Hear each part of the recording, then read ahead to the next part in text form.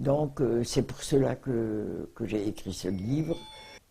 Je voulais surtout jeter un petit regard en arrière pour voir ce que j'avais fait dans ma vie et essayer de créer le lien entre mon enfance et mon âge d'aujourd'hui.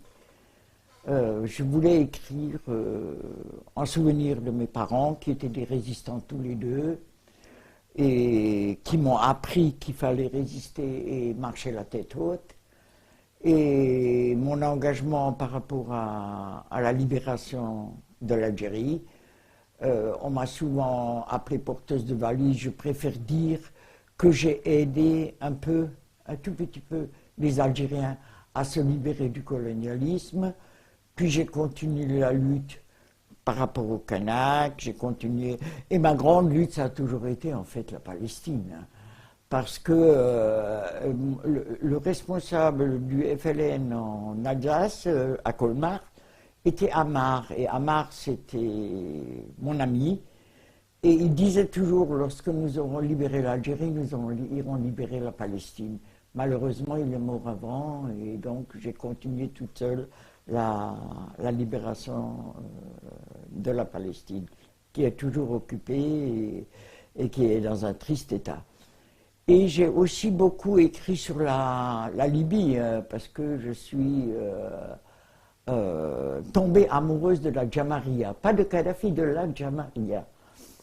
Je suis arrivée en Libye, mais j'ai rencontré avant tout cette simplicité des Bédouins, des Touaregs. J'ai été dans les oasis, j'étais un peu partout et j'ai vu que la Libye était restée un pays authentiquement arabe, je dirais pas francisé, pas comme la Tunisie ou un peu l'Algérie, pas autant que la Tunisie, mais un peu l'Algérie, un peu le Maroc. Et la Libye était restée authentique. Donc, moi, l'écolo, je suis littéralement tombée amoureuse de la Libye et je suis allée au moins une vingtaine de fois. J'ai participé à plein de congrès de base, congrès généraux, à des conférences et tout. Et je suis arrivée au point que j'allais en Libye sans visa. Ils avaient tellement l'habitude de me voir qu'ils m'ont pris pour une arabe. Parce qu'on n'avait pas besoin de visa pour aller en Libye quand on était arabe. Donc, mon grand combat, mon vrai combat, ça a toujours été la Palestine. Pourquoi la Palestine? Aussi en souvenir de mon enfance. Parce que mon arrière-grand-père était juif, mon arrière-grand-mère était manouche, ils ont eu 7 enfants, et puis mon arrière-grand-mère a dû faire la manche devant la grande propriété forestière de mon arrière-grand-père avec ses 7 gosses.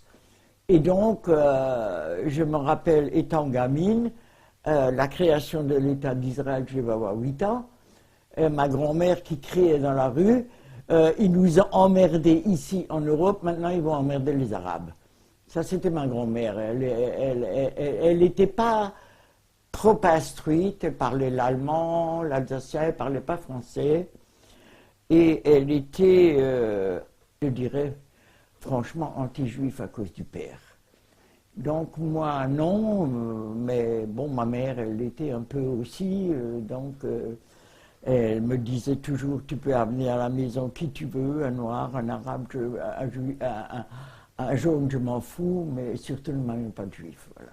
C'était à cause de l'héritage, hein, faut comprendre. Donc, j'ai commencé à m'intéresser à la Palestine toute jeune parce que je suis anticolonialiste, parce que mon père m'avait formé à l'anticolonialisme et aussi par rapport à ma mère. Hein. Ma mère, elle disait toujours, on a été tous déshérités parce que notre sang était impur, on était manouches plutôt que juifs, mais pendant la guerre, sous les nazis, on était considérés comme juifs et manouches. Donc, ma grand-mère a passé 4 ans de sa vie dans une cave. Moi, étant petite, j'ai passé toute mon enfance dans la cave. J'ai jamais vu la lumière du jour pendant 4 ans. Et par contre, j'entendais les bombes. Et ça m'a tellement choqué que quand je suis arrivé en Palestine, dans le camp de Jabalia, quand j'ai entendu le bruit des missiles, le bruit des bombes, les tanks, ça m'a rappelé toute mon enfance. Voilà. Et c'est aussi ça, le lien avec la Palestine. Voilà. Et voilà, bon, ma grand-mère, elle n'était